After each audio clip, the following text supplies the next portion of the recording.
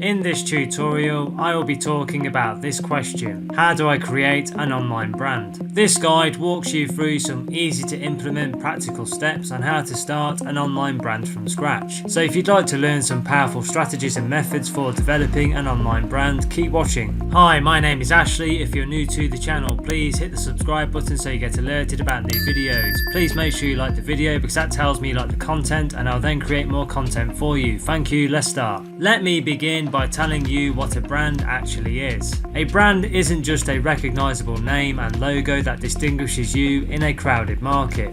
When you think about it, people have brands too. We each have a name, a face, a style, a way of communicating different impressions we make on different people and what they say about us when we're not in the room. Likewise, businesses have names, products, logos, colours, fonts, voices and reputations to manage that make up who they are and affect how they're perceived. You can't build a brand without being consistent and maintaining that consistency as you extend your brand to every part of your business. But it all starts with establishing what that consistency is going to look like and the feeling you want it to evoke. Step number 1. Figure out your place in the market. Before you start making any decisions about your brand, you need to understand the current market, who your potential customers and current competitors are. There are many ways to do this. You can Google your product or service category and analyze direct and indirect competitors that come up. You can check subreddits that relate to your customers and eavesdrop on their conversations and product recommendations. You can talk to people who are part of your target market and ask them what brands they buy from in your space. You can also look at the relevant social media accounts or pages your target audience follows and are receptive to. You can go shopping online or offline and get a feel for how your customers would browse and buy products. As you go about your research, make a note of number 1, who your lowest hanging fruit customers are, the ones you could most easily sell to. Number 2, who your top of mind competitors are, the brands that are established and known in the market. Number 3, how your customers speak and what they talk about, the interests they have and the language they express them in. It's important to have a handle on this before moving forward, as it will inform what your brand should focus on and how it can position itself apart from competitors. Brand positioning is the process of positioning your brand in the mind of your customers. More than a tagline or a fancy logo, brand positioning is the strategy used to set your business apart from the rest. Effective brand positioning happens when a brand is perceived as favourable, valuable and credible to the consumer. The sum of those three becomes unique to your business, and as a result your customers carve out a place for you in their minds. You have a reputation whether you cultivate it or not, so you might as well create a brand positioning plan that can help you take control of your reputation and brand image. Brand positioning allows a company to differentiate itself from competitors. This differentiation helps a business increase brand awareness, communicate value and justify pricing, all of which impact its bottom line. But not all brand positioning strategies are the same or have the same objective. Depending on the nature of your offering and industry, your positioning and messaging will vary. The customer service positioning strategy. There's a pretty good chance you've selected a retailer, restaurant or another service provider because of its customer service at least once. Companies in verticals that are known for inattentive support benefit from highlighting their friendly customer service to differentiate themselves. Other companies with products that are particularly complicated can highlight their strong support systems to attract new customers. The most tangible benefit of this strategy is that great customer service can help justify a higher price point. Apple's products, for example, come at a high premium, but its support staff is friendly and quick to respond. These service interactions also are an integral part of the flywheel. An initially unhappy customer may turn into a promoter if they have a great service experience. Determine your current brand positioning. Are you currently marketing your product or service as just another item on the market, or are you marketing it as something distinctive? Your current brand positioning gives you important insight into where to go next. You'll need to understand your current position to further analyze your competition. Start by considering your target customer and defining who they are. Next, identify your mission, values and what makes you different from the rest of the market. Finally, take stock of your value proposition and your current brand persona and brand voice. Step number 2. Define your brand's focus and personality. Your brand can't be everything to everyone, especially at the start. It's important to find your focus and let that inform all the other parts of your brand as you build it. Here are some questions and branding exercises to get you thinking about the focus and tone of your brand. What's your positioning statement? A positioning statement is 1 or 2 lines that stake your claim in the market. This isn't necessarily something you put on your website or business card. It's just to help you answer the right questions about your brand. Your unique value proposition is the one thing you're competing on. Find it, go in on it, and make it a part of your brand's messaging. Alternatively, if the company you want to start has a cause at its core, such as if you're starting a social enterprise, you can also write this out as a mission statement that makes a clear promise to your customers or to the world. What words would you associate with your brand? One way to look at your brand as if it was a person. What would he or she be like? What kind of personality would your customers be attracted to? This will help inform your voice on social media and the tone of all of your creative, both visual and written.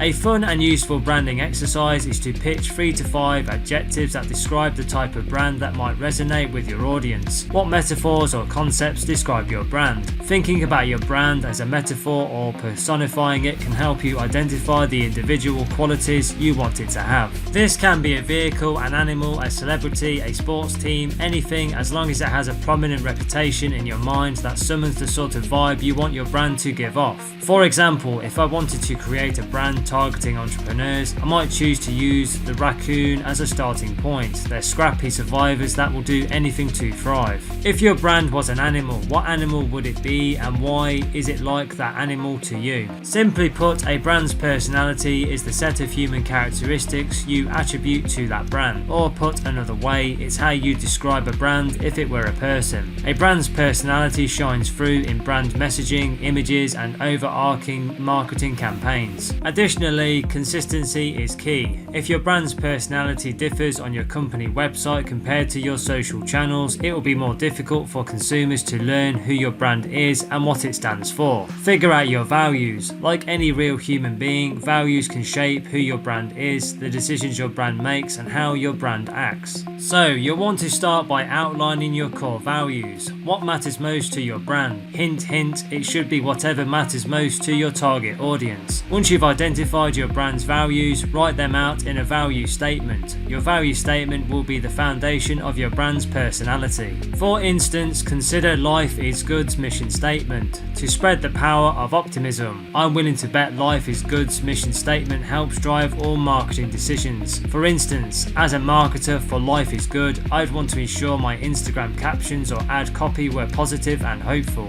Use your audience as inspiration, since they already are who your brand should be. REI's brand personality works because its target market is an audience of outdoor enthusiasts. The brand's personality would be entirely ineffective, on the other hand, if the brand was targeting office employees. This is why it's vital you consider first and foremost your audience's preferences, behaviours and expectations. You'll want to conduct qualitative and quantitative research on your target audience to ensure you have a strong understanding of your buyer persona. To begin understanding your buyer persona, you'll want to ask questions like these. Does my audience care more about luxury or affordability? Are they driven by emotions or logic? When purchasing products, what matters most to them? Sustainability, safety, or entertainment? What does my audience do in their free time? What do they care about? What do they like? What do they dislike? The deeper you understand your audience, the easier it will be to construct your brand's personality. Your brand should reflect and reinforce who your buyer persona is or who they want to be. Step number 3. Choose a business name for your brand. What's in a name? Depending on the kind of business you want to start, you can make the case that your name matters very little or it matters a lot. As I have said before, a brand is so much more than a name. The personality, actions and reputation of your brand are really what give the name meaning in the market. But as a business owner, your company's name is probably one of the first big commitments you have to make. It'll impact your logo, your domain, your marketing and trademark registration if you decide to go that route. It's harder to trademark generic brand names that literally describe what you sell. Ideally, you want a business name that's hard to imitate and even harder to confuse with existing players in the market. If you have any plans to expand the product lines you offer down the road, consider keeping your business name broad so that it's easier to pivot than if you chose a brand name based on your product category. You can use a business name generator to brainstorm some names, or try one or a combination of the following approaches. Make up a word like Pepsi, reframe an unrelated word like Apple for computers. Use a suggested word or metaphor like buffer. Describe it literally. Caution, easy to imitate like the shoe company. You can alter a word by removing letters, adding letters, or using Latin endings like Tumblr or Activia. You can use the initials of a longer name like HBO, such as Home Box Office. You can combine two words such as Pinterest, pin and interest, or Facebook, face and book. You can turn a string of words into an acronym such as BMW. Since your brand name will also affect the domain or URL of your website, be sure to shop around to see what's available before you decide. It's also a good idea to run your name by a focus group of close people, if for no other reason than to make sure it doesn't have an unintended meaning or too similar to something else that you might have missed. Pick your brand's colours and fonts. Once you've got a name down, you'll need to think about how you'll visually represent your brand, namely your colours and typography. This will come in handy when you start to build your website. Colours don't just define the look of your brand, they also convey the feeling you want to communicate and help you make it consistent across your entire brand. You'll want to choose colours that differentiate you from direct competitors to avoid confusing consumers. Colour psychology isn't an exact science, but it does help to inform the choices you make, especially when it comes to the colour you choose for your logo. It's important to consider how legible white and black text will be over your colour palette and how coloured text might look over white and black backgrounds. Try using a tool like Coolors to brainstorm colours that work together. Grab the hex codes to keep handy and sift through different shades to find the ones you like. Choosing your fonts. At this point, it's also good to look at fonts you might want to use on your website. Pick two fonts at most to avoid unnecessarily confusing visitors. One for headings and one for body text. This doesn't include the font you might use in your logo. You can use Font Pair to browse from a wide selection of fonts that go well together and download them if necessary. For inspiration, use stylify.me on your favourite websites to see their visual style at a glance. Step number 4. Write a slogan. A catchy slogan is a nice to have asset, something brief and descriptive that you can put in your Twitter bio, website headline, business card and anywhere else where you've got very few words to make a big impact. Keep in mind that you can always change your slogan as you find new angles for marketing. Pepsi has gone through over 30 slogans in the past few decades. A good slogan is short, catchy and makes a strong impression. Here are some ways to approach writing a slogan of your own. Stake your claim. Death Wish Coffee, the world's strongest coffee. Make it a metaphor. Red Bull. Red Bull gives you wings. Adopt your customer's attitude. Nike, just do it. Leverage labels. Cards Against Humanity. A party game for horrible people. Write a rhyme. Folgers Coffee. The best part of waking up is Folgers in your cup. Describe it literally. Aritzia, women's fashion boutique. Step number 5. Design your business logo.